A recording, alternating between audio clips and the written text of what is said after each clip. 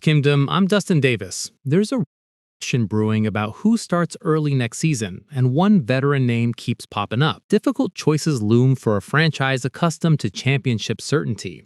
The Kansas City Chiefs face an offseason unlike any in recent memory, one where financial constraints force decisions that could reshape the roster's core. What happens when sustained excellence collides with cap reality? Leadership must now reconcile conflicting priorities, preserving competitive windows while addressing structural weaknesses that emerged over the past 2 seasons.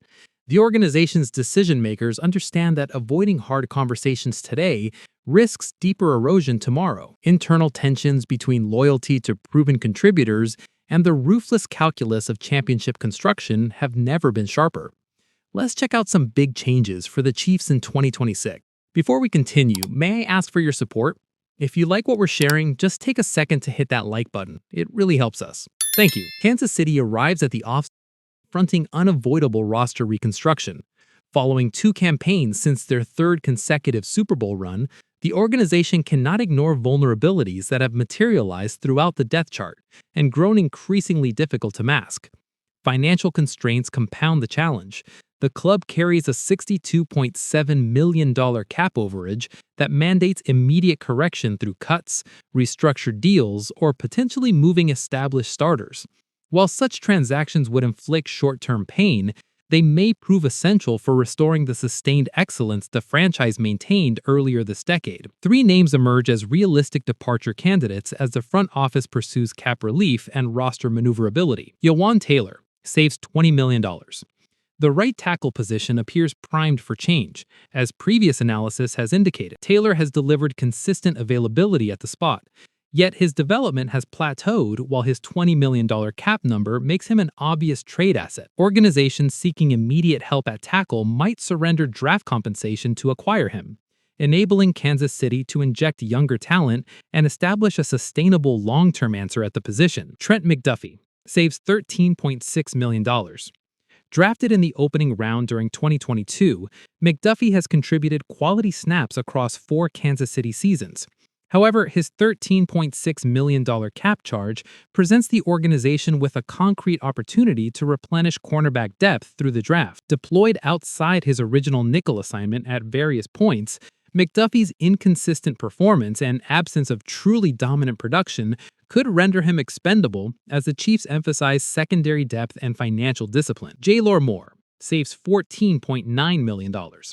Moore arrived in Kansas City on a 2-year contract designed to deliver starter or depth contributions, averaging roughly $15 million annually. The investment has failed to yield returns. His on-field work fell short of expectations, and he appears positioned for either a post-June 1 cut or a transaction leaving the team with over $10 million in dead cap. That acknowledged, Moore may retain utility as a temporary scheme-specific contributor, especially within a zone-heavy blocking framework, functioning as a placeholder while the Chiefs resolve their offensive line depth. Should a trade market emerge offering late-round compensation for Moore, Kansas City should seriously weigh moving him. I'll be honest, this part stings.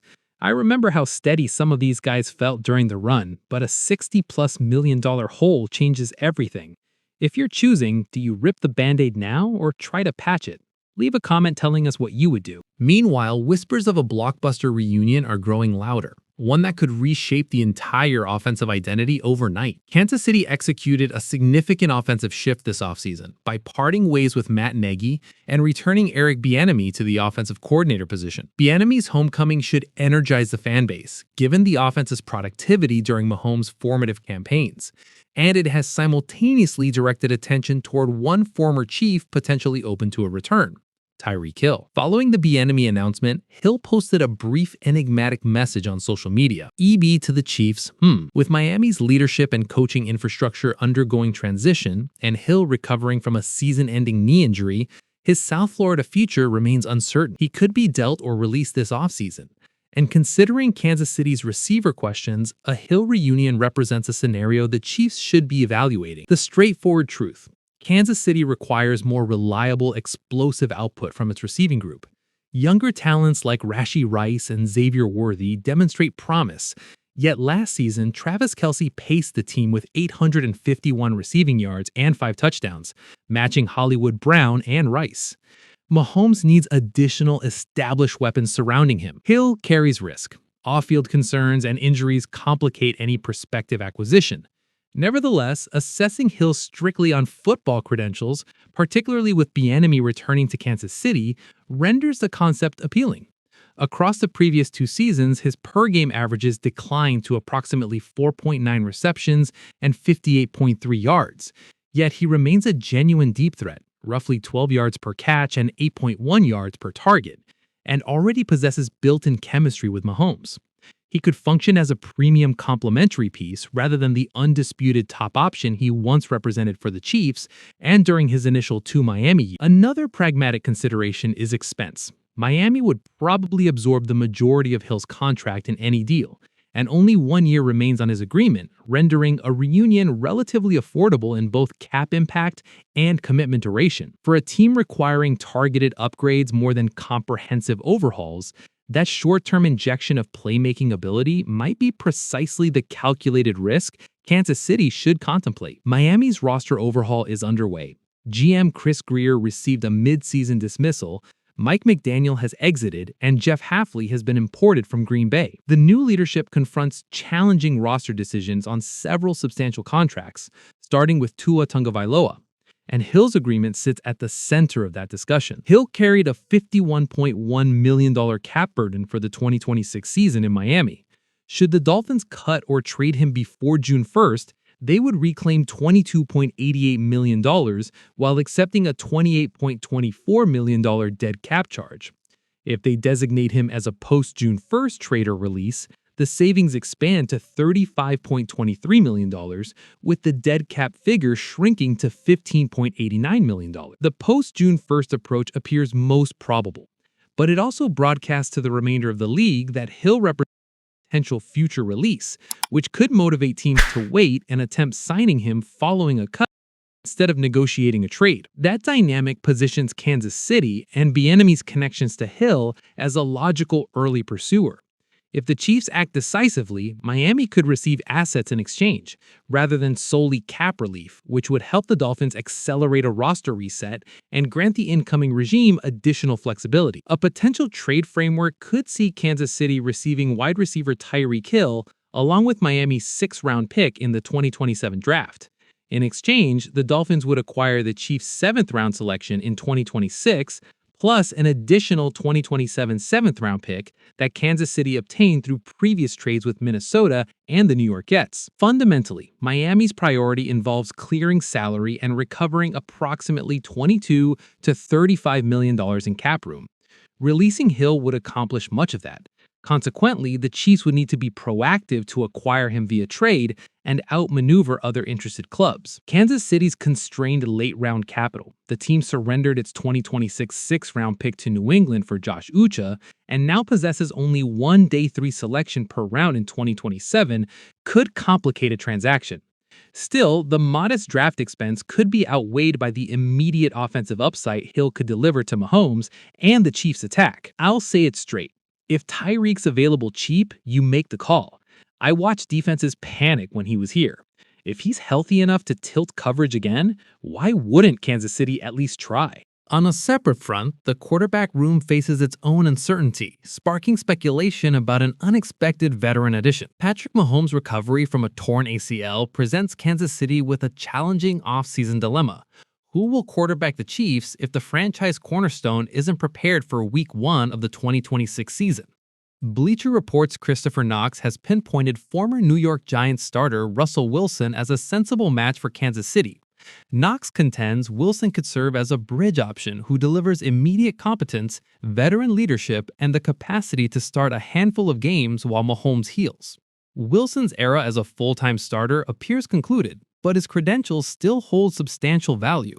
The 37-year-old made 3 starts for the Giants in 2025, throwing 3 touchdowns and 3 interceptions before being replaced by Jackson Dart.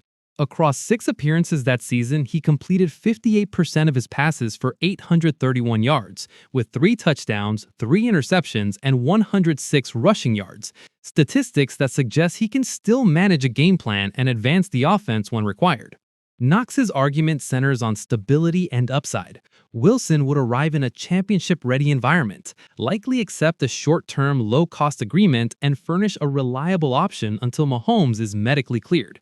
SpotTrack projects a one-year contract in the vicinity of $5.7 million for Wilson, a price point that represents minimal long-term risk for general manager Brett Beach. For Kansas City, the calculation is straightforward. The Chiefs require a stopgap who can keep the offense competitive and grant the team an opportunity to start hot rather than stall through the early schedule. Wilson isn't being promoted as the answer for the next decade. Rather, he's a veteran with instincts, playoff experience, and the capability to mentor younger quarterbacks while stepping in when summoned. If Wilson were to join the Chiefs, he would also inherit the advantage of an established receiving core and the offensive architecture that has historically maximized quarterback play. That context could allow him to start a few games effectively, maintain the team's competitiveness, and transition smoothly into a backup role once Mahomes returns. Signing with Kansas City would offer Wilson the stability of a contender and the opportunity to close out his career on a high note. For the Chiefs, the arrangement promises a low-cost, low-commitment solution with the upside of meaningful short-term production and veteran presence in the locker room. With Mahomes reportedly targeting a 2026 return, but without guarantees for Week 1 readiness, Kansas City's front office must weigh prudent options. Pursuing a veteran bridge like Wilson checks many of the boxes: affordability, experience, and a realistic path to contributing in a championship-caliber offense. We've seen contenders do this before. Plug in a veteran, survive September, then surge. Compared to past stopgaps, Wilson's playoff experience stands out. If history holds, competence early can matter more than style. Leave your opinion in the comments. Do you think like me? Give us a thumbs up and subscribe. Join the community for exclusive daily content. We're here to keep you updated with everything going on in Kansas City. See you next time.